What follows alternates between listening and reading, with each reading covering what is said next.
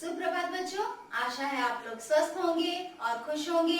Video number 61 में और हिंदी की ऑनलाइन कक्षा में एक बार फिर से आपका बहुत स्वागत है। बच्चों, आज हम लोग हिंदी व्याकरण पुस्तक से लेख पढ़ेंगे, पेज नंबर 70, जिसमें दीपावली का लेख दिया हुआ है। हम लोग हमारे त्योहार के बारे में जानेंगे। हमारे त्योहार कौन कौन से होते हैं और त्योहार कितने तरह के होते हैं। बच्चों, देखा जाए तो त्योहार दो तरह के होते हैं, एक धार्मिक त्योहार और दूसरा राष्ट्रीय त्योहार। बच्चों, धार्मिक त्योहार वो त्योहार है जो हम लोग सभी मिलकर मनाते हैं। अलग अलग धर्म संप्रदाय के लोग मिलकर अलग अलग त्योहार को मनाते हैं। उनकी अलग अलग आस्था है, उनकी अलग अलग मान्यता है। परंतु धार्मिक त्योहार ये हो गए, और एक दूसरा जो मैंने बताया आप लोगों को, राष्ट्रीय त्योहार, वो क्या है? राष्ट्रीय त्योहार वह त्योहार है बच्चों जो पूरा राष्ट्र एक साथ मिलकर बनाता है। इसमें किसी धर्म संप्रदाय की कोई गुंजाइश नहीं होती। पूरे देश के लोग एक साथ, बच्चे बूढ़े, चाहे वो किसी भी धर्म जाति के हो, उससे कोई फर्क नहीं पड़ता, सब लोग एक साथ मिलकर मनाते हैं। जो हमारी देश की अखंडता और एकता का प्रतीक है, वो त्योहार राष्ट्रीय त्योहार कहलाता है। तो बच्चों, हमने क्या देखा लेख में? इस लेख को अगर हम लोग दो भाग में बांटे तो पहला क्या है? धार्मिक त्योहार,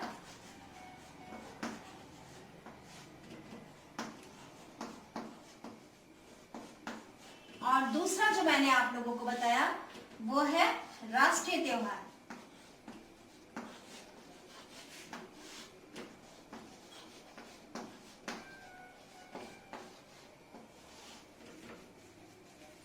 आज हम लोग लेख में धार्मिक त्योहार के बारे में जानेंगे। बच्चों, आपके हिंदी व्याकरण बुक में पेज नंबर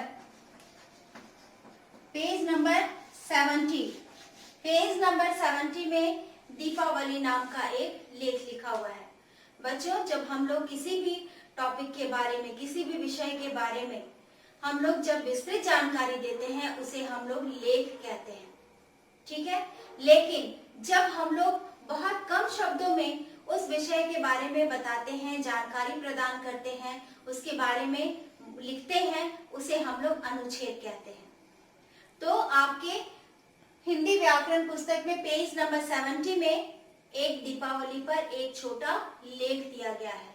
उस लेख में हम लोग जानेंगे दीपावली का त्योहार कब मनाया जाता है, क्यों मनाया जाता है, इसकी धार्मिक मान्यता क्या है और इसे हम लोग कैसे मनाते हैं।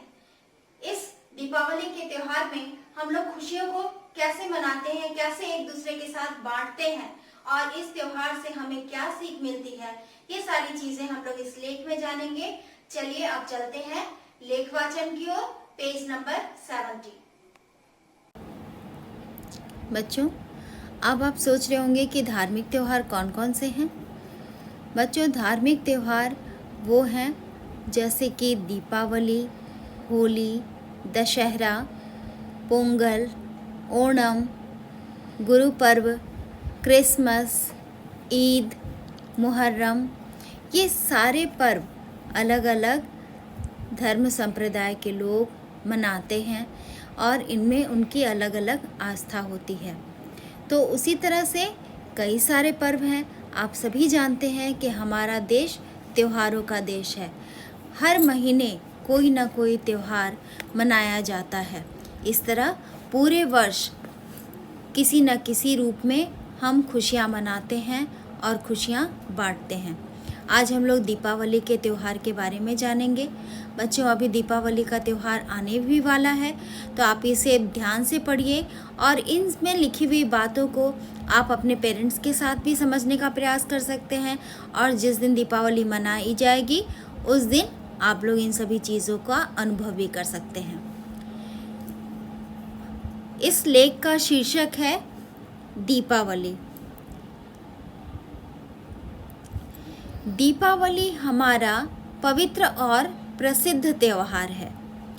यह त्योहार अक्टूबर या नवंबर के महीने की कार्तिक मास की अमावस्या के दिन मनाया जाता है।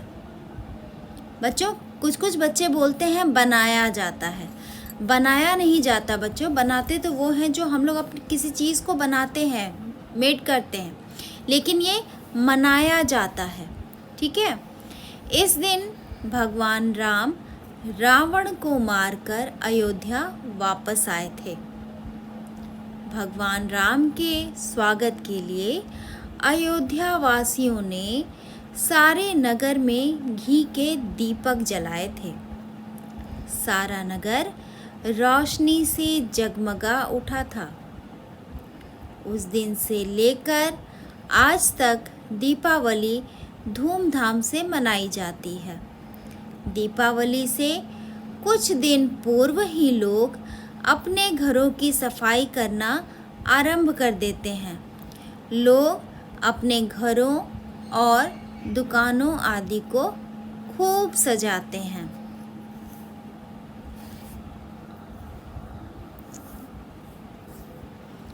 इस दिन लोग अपने घरों और दुकानों को रंगीन बल्बों, फूल मालाओं से सजाते हैं। दीपावली के दिन लोग नए नए कपड़े पहनते हैं। दीपावली के दिन बाज़ारों में खूब चहल पहल होती है। दुकानें नए नए कपड़ों और मिठाइयों से भरी होती है। इस दिन खिलौनों और मिठाइयों की दुकानों पर भी भारी भीड़ लगी रहती है। दीपावली के दिन लोग एक दूसरे को शुभकामनाएं देते हैं और मिठाइयाँ बांटते हैं। शाम के समय घरों में लक्ष्मी का पूजन किया जाता है।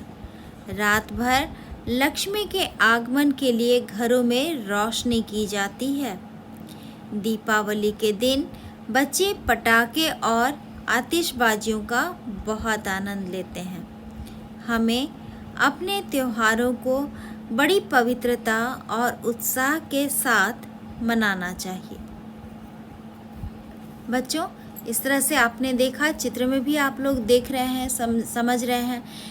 ठीक इसी तरह से दीपावली के दिन आप लोग भी अपने घरों को सजाते हैं, दीप से सजाते हैं और रंग बिरंगे बल्बों से भी अपने घर को सजाते हैं। बच्चों, कोई भी त्यौहार जितनी भी पवित्रता और शांति के साथ मनाया जाए वो उतना ही अच्छा होता है। दीपावली के दिन भी बहुत शोर वाले पटाखे नहीं जलाने चाहिए, बहुत धुएं देने वाले पटाखे नहीं जलाने चाहिए। इससे ध्वनि प्रदूषण भी होता है और वायु प्रदूषण भी होता है। तो हम खुशियाँ भी मनाएं और पर्यावरण को कम से कम नुकसान पहुंचाएं, इस चीज़ का हमें बहुत ही ध्यान रखना चाहिए। तो उम्मीद है बच्चों, आप लोग भी अपने दीपावली को बहुत ही खुशियों के साथ मनाएंगे और सुरक्षा के साथ भी मनाएंगे। मिलते हैं नेक्स्ट वीडियो में, तब तक आप लोग स्वस्थ रहिए और खुश रहिए।